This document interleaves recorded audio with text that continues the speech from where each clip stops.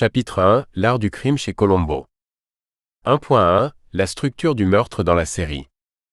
La série Colombo se distingue radicalement des autres fictions policières par sa structure narrative inversée, connue sous le nom de Wood Unit inversé ou How Catch 'Em. Contrairement au récit traditionnel où l'on cherche le coupable, Colombo révèle dès les premières minutes l'identité du meurtrier, ainsi que le mobile et le mode opératoire du crime. Le suspense ne réside donc pas dans la découverte de l'assassin, mais dans l'analyse minutieuse des méthodes de Colombo pour le confondre. Ce format offre plusieurs avantages dramatiques.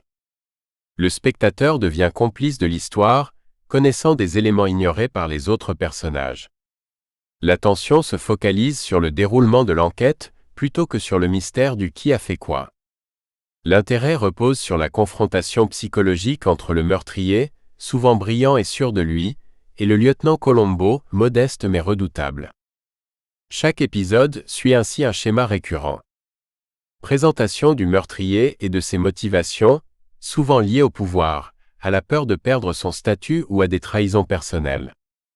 Exécution minutieuse du meurtre, avec des alibis construits, des preuves manipulées et une scène de crime nettoyée.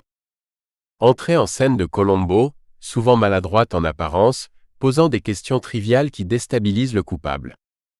Accumulation de détails insignifiants, qui permettent à Colombo d'ébranler peu à peu la façade parfaite du crime. Effondrement final, où une faille minuscule, souvent psychologique, fait basculer l'enquête et confond l'assassin. Ce format devient un jeu de chasse intellectuelle, où Colombo agit moins comme un policier que comme un stratège, patient, persistant et désarmant. La structure même de la série illustre que derrière chaque meurtre parfait se cache une erreur humaine, et que l'arrogance du criminel est souvent la clé de sa chute. 1.2 Les caractéristiques du meurtre parfait. Dans l'univers de Colombo, le meurtre parfait n'est jamais le fruit du hasard. Il est le produit d'un esprit calculateur, cultivé, et souvent issu de la haute société. Le criminel typique dans la série est élégant, intelligent, méthodique, et porte une attention obsessionnelle aux détails. Ce n'est pas un tueur impulsif, mais un stratège qui planifie chaque étape avec une précision quasi scientifique. Plusieurs traits définissent ce meurtre parfait. Un mobile fort mais discret. Les raisons qui poussent le criminel à agir sont profondément personnelles.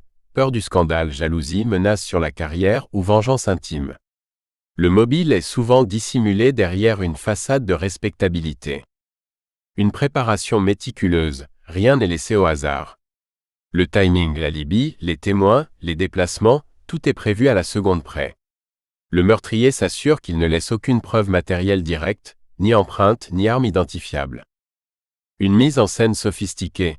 Le criminel cherche à détourner les soupçons en créant de fausses pistes, en accusant un tiers, ou en rendant le meurtre méconnaissable. Suicide simulé, accident maquillé. Un alibi solide. Le tueur est toujours là où il doit être, à l'heure qu'il faut, avec des témoins pour le confirmer. Il anticipe les interrogatoires et prépare des réponses crédibles. Une confiance absolue en son plan, c'est souvent cette certitude d'infaillibilité qui le perd. Pensant avoir pensé à tout, il ne prévoit pas l'imprévu, ni la ténacité du lieutenant Colombo. Dans cette construction du crime parfait, il y a une forme de vanité. Le criminel ne tue pas seulement pour se débarrasser d'un obstacle, mais aussi pour prouver qu'il est plus malin que tout le monde, y compris la police. Ce jeu d'échecs macabre devient alors une démonstration d'intelligence, jusqu'à ce que Colombo entre en scène.